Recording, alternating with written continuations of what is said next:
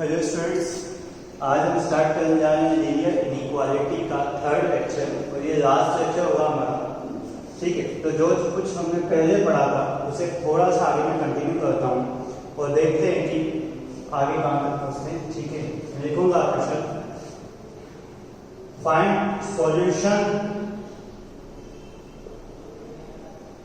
Of inequality x minus 1 x minus 5 x square minus 9 upon x square plus x plus 1। ठीक है, नीचे लिखूंगा x square plus 20। इसका भी एक काम करता हूँ, स्क्वायर ले लेता हूँ, इसका क्यूब ले लेता हूँ, इसकी पावर 100 ले लेता हूँ। ठीक है, वैसे एक्चुअली ये जो क्वेश्चन कर रहे हैं हम एडवांस जो प्रॉब्लम कर रहे हैं, पर मैं अभी आज आप लोगों को एनसीईआरटी का होमवर्क दूंगा। ठीक है, वो करना होगा। अब देखो, सबसे पहली चीज इसे लीनियर में रिजॉल्व कर लेते हैं। लीनियर में रिजॉल्व करना है मेरे को, तो देखो x माइनस 1 तो लीनियर लिखा हुआ है इसी। ठीक है, x माइनस 1 की पावर 100 लीनियर लिखा हुआ है इसी। x माइनस 5 की पावर 2 ये भी लीनियर लिखा हुआ है इसी। इसे मैं लिख सकता हूँ x प्लस 3 x माइनस 3 की पावर 3 और नीचे जो लिखा हुआ है x square plus x plus 1। ठीक है, और इसे मैं लिखूंगा, इसे क्या लिखूंगा मैं? ठीक है, इसे मैं लिखूंगा x स्क्वायर प्लस 20 कुछ नहीं, कोई फैक्टराइजेशन नहीं होगा। ठीक है, और लेस देन इक्वल टू 0। अब मैं देखता हूँ क्वाड्रेटिक टर्म में लिखा हुआ है, क्वाड्रेटिक टर्म में लिखा हुआ है, उसकी पावर जो है वो 2 है और d नेगेटिव है, d नेगेटिव है, यहाँ पे भी आप देख सकते हो, और a ग्रेटर देन 0 है, पता चल रहा है। तो इसके लिए हमेशा पॉजिटिव और इसके लिए हमेशा पॉजिटिव, दोनों के लिए पॉजिटिव है, तो पॉजिटिव वाला पार्ट हम छोड़ देते हैं और बचा हुआ हम लिखते हैं कि x माइनस 1 की पावर 100 x माइनस 5 की पावर 5 का होल स्क्वायर और x प्लस 3 की होल क्यूब और x माइनस 3 का whole less than equal to 0। अब जो इसके रूट्स है वो रूट्स में लिख लेता हूँ नंबर लाइन पे।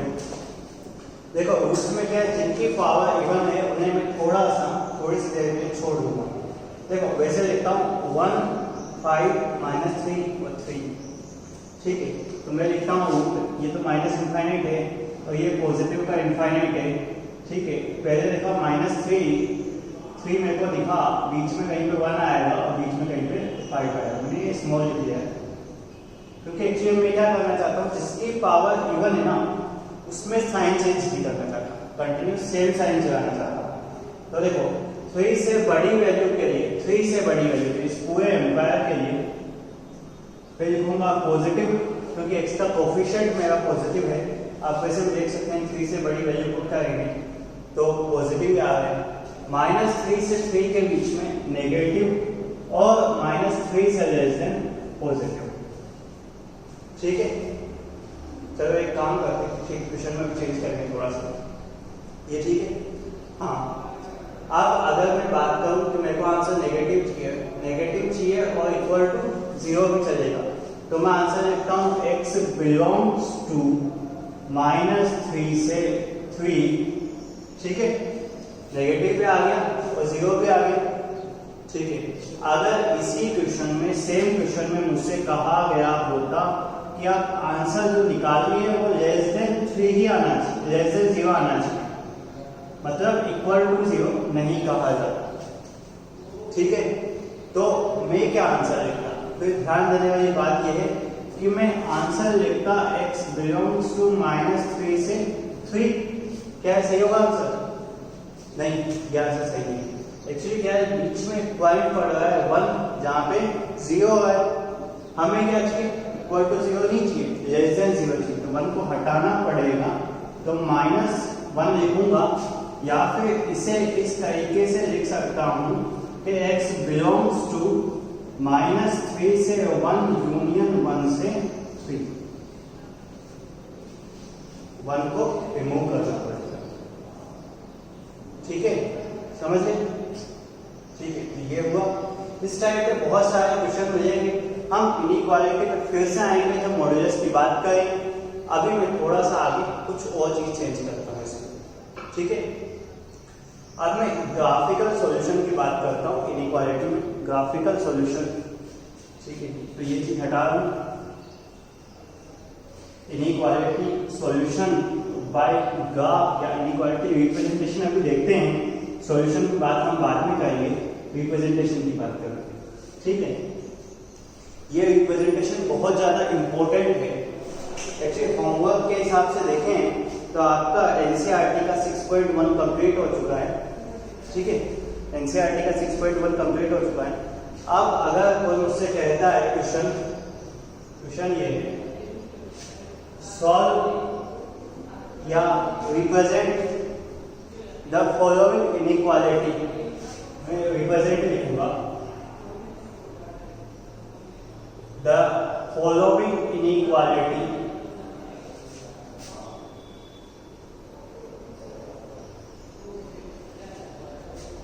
On graph. ग्राफ पे रिप्रेजेंट करने को कहा जाएगा किसी इनइक्वालिटी को, तो हम कैसे करेंगे? जैसे फर्स्ट लिखा हुआ है क्वेश्चन मेरा, x plus y less than 5, ठीक है। x plus y less than 5। देखो अगर मुझसे कहा गया है कि x plus y less than 5 और साथ में कुछ दो कंडीशन और दी गई है इसी कुछ,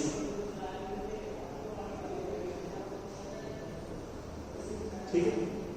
तो देखो ये जो चीजें दी गई है, ये दोनों दिए हुए x greater then 0, y greater then 0, तो इसका मतलब सिर्फ और सिर्फ मैं इतना समझूंगा कि x पॉजिटिव है और y पॉजिटिव है, x पॉजिटिव और y पॉजिटिव, इसका मतलब जो भी आंसर आएगा मेरा फर्स्ट क्वाड्रेंट में आएगा, ठीक है। अब x plus y less than 5, चाहो तो लीनियर को आप लोग 10th में टेबल बना के सॉल्व करते हैं, उससे अच्छा मैं ये कहूंगा कि इसे ऐसे लिखने की आदत डालो, ठीक है। आदत ये डालो, ये आदत डालना क्यों कह रहा हूं मैं इसे, कि ये जो होती है x अपॉन समथिंग मतलब a plus y upon something मतलब b इज इक्वल टू 1, ये जो होती है स्ट्रेट लाइन की इंटरसेप्ट फॉर्म होती है। इसके बाद बात करेंगे हम स्ट्रेट लाइन जब पढ़ेंगे। तो देखो इसका मतलब क्या होता है कि x के अपोन में जितना है उतना x एक्सिस पर आएगा, y के अपोन में जितना है उतना y एक्सिस पर आएगा। पॉजिटिव है तो पॉजिटिव x एक्सिस में, नेगेटिव है तो नेगेटिव x एक्सिस में, और y पॉजिटिव है तो पॉजिटिव y एक्सिस में, नेगेटिव तो नेगेटिव y एक्सिस में। अब क्या करना है, इन दोनों को रिप्रेजेंट करके दोनों को मिला दो, इस लाइन की इक्वेशन मिल जाएगी, इस लाइन का सॉल्यूशन मिल जाएगा। देखो फर्स्ट पॉइंट वाला देखना चाहो तो 5,0 और 0,5, या फिर ऐसा कह सकते हो कि एक बार x के लिए 0 पुट कर लो, एक बार y के लिए 0 पुट कर लो, तो जो आएंगे दो कोऑर्डिनेट आ जाएंगे, और दो कोऑर्डिनेट से आप बिल्कुल इजीली स्ट्रेट लाइन ड्रॉ कर सकते हो, ठीक है। तो देखो 1 2 3 4 5, 1 2 3 4 5। अब देखो ये मैंने 5 से 5 को ब्रेक किया। अब अगर बात करूं मैं तो ये जो लाइन की इक्वेशन लिखी हुई है x plus y is equal to 5, ठीक है। छोटी छोटी चीजें बताओ, छोटी छोटी चीजें, लेस देन इक्वल टू 5 लगाएंगे हमें, तो ये लिखी थी मैंने इस लाइन की इक्वेशन, लाइन बनी इस लाइन की इक्वेशन दी, ठीक है। इस लाइन पे जितने भी पॉइंट होंगे वो ईच पॉइंट इस इक्वेशन को सेटिस्फाई करेंगे। ये चीज तो टेंशन पता है।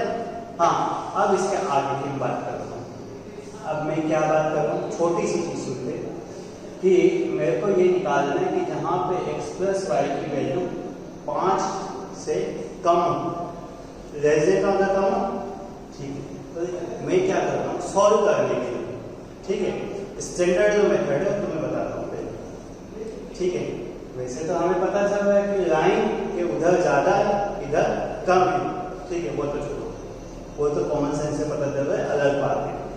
मैं क्या करता हूँ कि किसी भी लाइन के रेस्पेक्ट में सबसे इजी पॉइंट जो मुझे दिखते हैं वो दिखते हैं ओरिजिन, ओरिजिन मेरे को पॉइंट सबसे अच्छे लगते हैं, क्या पता तुम्हें कुछ और अच्छे लगते हो, आई डोंट नो, तुम्हें 1,1 अच्छे लगते हो, 5,5 अच्छे लगते हैं, ठीक है। तो क्या करता हूँ, मेरे को ओरिजिन अच्छे लगते हैं क्योंकि ये 0,0 होते हैं। अब मैं क्या करता हूँ, किसी भी लाइन में, जिस लाइन के रेस्पेक्ट में मुझे इनइक्वालिटी की इक्वेशन ड्रॉ करनी है, इनइक्वालिटी को रिप्रेजेंट करना है या सॉल्यूशन एरिया बताना है, तो मैं क्या करूँगा, ओरिजिन को उस लाइन में पुट करूँगा तो 0 + 0, देखो क्या आया, ठीक है, ये चीज आई। ये बात क्या सही है, 0 < 5 होता है, सही बात है ना, सही है। इसका मतलब मैं क्या इसे कह सकता हूँ कि ये ट्रुथ है। अगर मैंने 0,0 किया और रेस्पॉन्स में इक्वेशन ने कहा कि जो आप पुट कर रहे हो पॉइंट को इसको सेटिस्फाई कर रहे हो, सही है, इसका मतलब सेटिस्फाई कर रहे हो।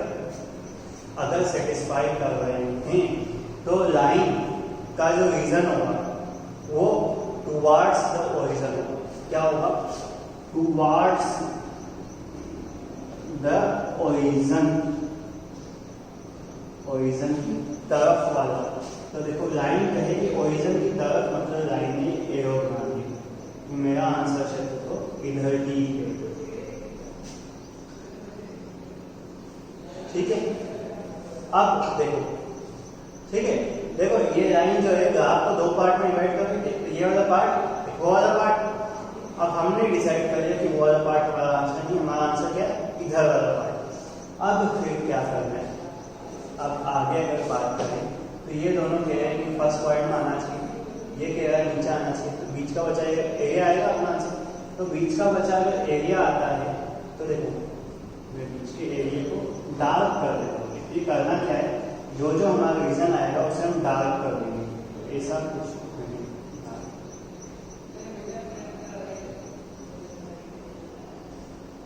ठीक है, ये हमारा ग्राफिकल सॉल्यूशन क्या करना है, शेडो कर देना है। अब बुक वाले ने तो क्या किया हुआ है कि अगर ब्लैक से ग्राफ बना हुआ है तो ब्लू से अंदर लिखा हुआ है, हमारे पास एक ही कलर है, हम उसी कलर में शेडो कर देते हैं। ठीक है, कोई पेंटिंग नहीं करनी है यहाँ पे, बस पता चलना चाहिए सामने वाले को कि आपने क्या किया।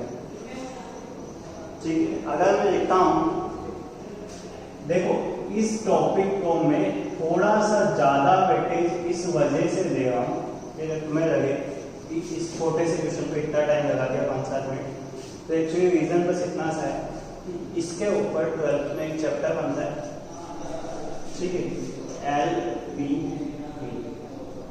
और बहुत इम्पोर्टेंट, तो ज़्यादा मैं नहीं कहूँगा, पर हाँ ये इससे एक बड़ा क्वेश्चन, ठीक है, और जेई में भी बहुत सी बात पूछा जाता है। छोटा सा टॉपिक है, मार्क्स देने टॉपिक, ठीक है, लिखा हुआ है 3x - 5y < 30 में लिखा हुआ है। ठीक है, देखना क्या करूँगा मैं, सबसे पहले इक्वेशन को इसे लिखूंगा 3x/30 प्लस 5y, देखो माइनस इधर ले लिया, अपॉन 30 < 1 लिख सकता हूँ, ठीक है ना।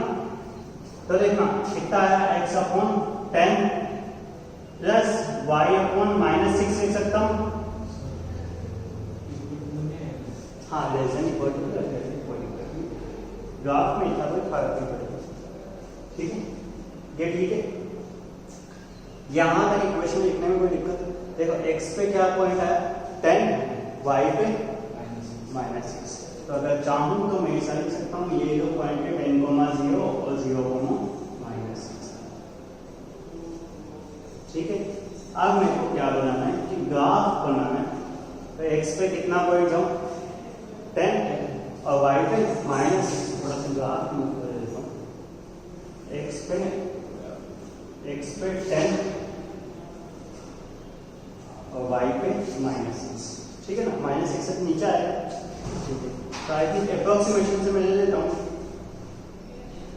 ठीक है, और 10 1 2 3 4 5 6 7 8 9 10, ठीक। एक चीज ध्यान रखना कि वैसे एलपीपी वाला चक्का हुआ, मतलब 12th क्लास के एग्जाम में इस क्वेश्चन के ग्राफ बनाने के लिए, सेम ये ग्राफ नहीं, ये ग्राफ बनाने के लिए आपको वो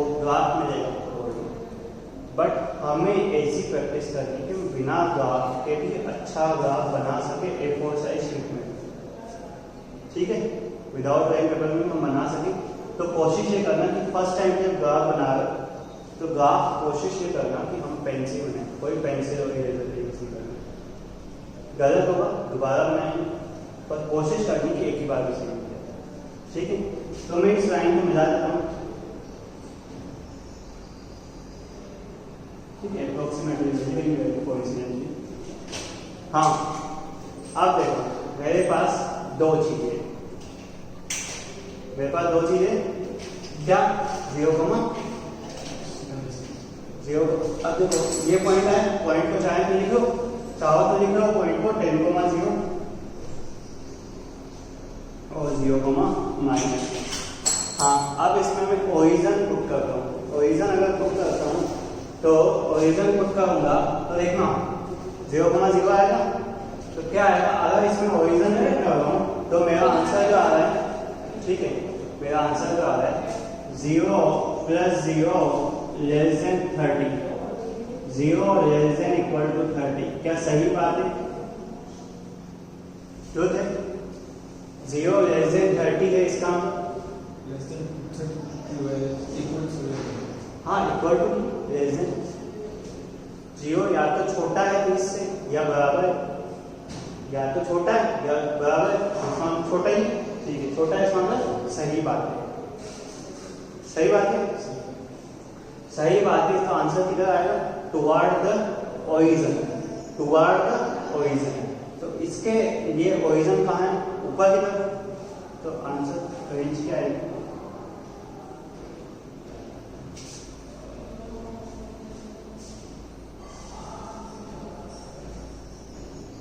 ठीक है, ये आएगी टुवर्ड द ओरिजिन। तो इसका अगर आंसर निकालना चाहूं मैं तो कुछ ऐसा है ना,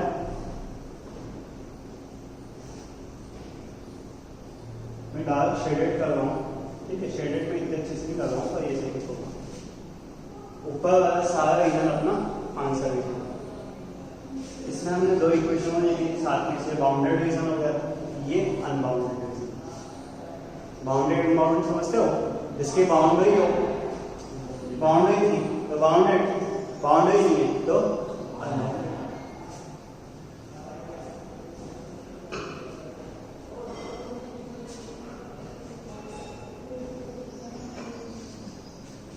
ठीक है, बाउंडेड अनबाउंडेड वर्ड्स का मतलब समझ लो, वर्ड्स का मतलब समझो तो आगे बढ़ते जाओगे। हाँ, कुछ क्वेश्चन स्टार्ट करता हूँ।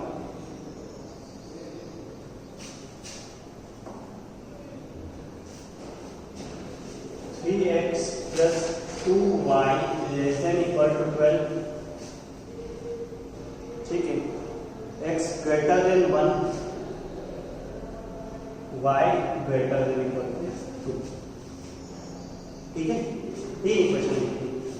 तो देखो तीन इक्वेशन को एक साथ ग्राफ में रिप्रेजेंट करना पड़ेगा, ठीक है, एक ही ग्राफ में रिप्रेजेंट करना पड़ेगा, तो हम कहेंगे हमें क्या लिखना, ठीक है, मैं क्या लिखूंगा, पहले इसको सॉल्व करता हूँ, अगर इसको सॉल्व करूंगा तो मेरा जो कुछ आंसर आएगा कुछ ऐसे आएगा कि x/4 लिख सकता हूँ ना, plus y/< less than equal to 1। इस इक्वेशन को मैं नाम देता हूँ इक्वेशन नंबर 1, दे सकता हूँ। इस दूसरी इक्वेशन x ग्रेटर देन 1 को नाम देता हूँ इक्वेशन नंबर 2, और y ग्रेटर देन 2 को नाम देता हूँ इक्वेशन नंबर 3। यहाँ पे कोई इशू, ठीक है, हाँ, तो मैं यहाँ पे लिख देता हूँ सोल्यूशन, यहाँ पे कोई इशू नहीं। अब देखो ग्राफ अगर मेरे को बनाना है, ग्राफ मेरे को बनाना है, ग्राफ में बनाता हूँ। ग्राफ बनाने के लिए मैं क्या करता हूँ कि x पे 4 और y पे 6, फर्स्ट वाली इक्वेशन की बात कर रहा हूँ मैं, x पे 4, 1 2 3 4 5 6, ठीक है, थोड़ा सा चाहो तो ज्यादा ले सकते हो, स्केल ज्यादा ले सकते हो। हाँ, ध्यान रखना अगर ग्राफ होगा तुम्हारे पास, ग्राफ बनाओगे तो स्केल मेंशन करना पड़ेगा यहाँ पे, ठीक है। x पे 4 और y पे 6 मैंने अप्रोक्सीमेटली ले लिया। चाहूँ तो यहाँ पे इक्वेशन लिखूँ, चाहूँ तो 1 नंबर लिखूँ, चाहूँ तो इक्वेशन लिख सकता हूँ, इक्वेशन लिख दूंगा, आपको कोई दिक्कत नहीं। x greater than equal to 1, मतलब x इक्वल टू 1 की इक्वेशन निकालते हैं, x इक्वल टू 1 जब भी निकालना है, x कोई सा भी वेरिएबल इक्वल टू कुछ कांस्टेंट है तो x इक्वल टू निकालना है, तो y के पैरेलल में 1 पे लाइन ड्रॉ करो, y के पैरेलल 1 पे, y के पैरेलल मतलब इधर आएगी 1 पे, मतलब कुछ ऐसी है। आप इधर देख लो कि यहाँ पे जो ये इक्वेशन लिखी हुई, इस इक्वेशन को अगर थोड़ा मैं साइड ढंग से लिखूं तो ऐसा कुछ होगा, ये लिख सकता हूँ, दोनों एक ही चीज है। y की वैल्यू कुछ भी पुट करते जाओ, y के ऊपर जा रहे तो y की चेंज होती जाएगी, बढ़ती जाएगी, नीचे आ रहे तो y की कम होती जाएगी, ठीक है। y की वैल्यू कुछ भी रख रहा हूँ मैं, और x की वैल्यू हमेशा 1 है। टू वेरिएबल इक्वेशन है, विकेट वेरिएबल की टू वेरिएबल, ठीक है। ऐसे ही y greater than equals to 2, y equal to 2 इसका मतलब x के पैरेलल 2 पे, x के पैरेलल 2 पे आई थिंक कुछ ऐसी इक्वेशन आएगी, ठीक है। हाँ, नाम ले दूं 2 3, इसमें कोई समस्या, इसमें कोई समस्या नहीं अभी तक तो नहीं। अब देखना कि 1 इक्वेशन में ओरिजिन पुट करता हूँ, ठीक है, लिखना नहीं सारी पर देखनी है कि 1 में अगर ओरिजिन पुट करता हूँ तो अगर ध्यान से देखोगे तो 0 + 0 लेस देन इक्वल टू 1 और 0 लेस देन 1, 0 लेस देन 1, इसका मतलब ट्रू आ रहा है, ट्रुथ आ रहा है, ट्रुथ आ रहा है, इसका मतलब क्या है, toward the origin. Toward the origin की बात करूंगा तो मतलब ये वाली जो लाइन है हमारी फर्स्ट वाली लाइन है, वो कह रही है कि मुझे तो नीचे जाना है, मेरा तो जो आंसर रीजन है वो नीचे ही है। हाँ, इसमें कोई समस्या देखो, एरो इस टाइप से लगाने हैं, हम थोड़े से कम लगाएं, इससे पता चल जाए कि डायरेक्शन क्या है, ठीक है। हाँ, आगे ठीक है। अब इसके बाद सेकंड इक्वेशन पर आते हैं। सेकंड इक्वेशन में अगर 0, 0 पुट करता हूँ तो ट्रू आ रहा है, फॉल्स आ रहा है। देखो 0 पुट कर रहा हूँ, इसी यही बात करें, इस पे ऐसी बात करें, देखिए 0 ग्रेटर देन 1, 0 ग्रेटर देन 1 होता है या नहीं होता है, तो इसका मतलब सेकंड इक्वेशन मेरे को फॉल्स दे रही, थोड़ा सा रिप्रेजेंट कर दूँ इसमें से, सेकंड इक्वेशन फॉल्स दे रही मतलब अवे फ्रॉम द ओरिजिन। अगर ट्रू आता है तो toward the origin, toward the origin, मैं ओरिजिन ले रहा हूँ इसलिए ओरिजिन बात कर रहा हूँ। तुम अगर कोई दूसरा पॉइंट लेना चाहो तो टुवर्ड दैट पॉइंट और अवे फ्रॉम दैट पॉइंट, ठीक है। अभी हम पॉइंट भी चेंज करेंगे, ओरिजिन एक्स सेकंड इक्वेशन ये अपनी, तो टुवर्ड द ओरिजिन या away from the origin, away from the origin. तो ओरिजिन इसके लिए इस लाइन के रिस्पेक्ट में ओरिजिन इस साइड है, तो अवे फ्रॉम द ओरिजिन मतलब उस साइड,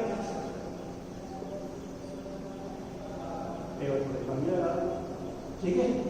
बस एरो लगाने का मतलब ये है कि पता चल जाता है किस डायरेक्शन, ठीक है। अब हम थर्ड लाइन की बात करते हैं।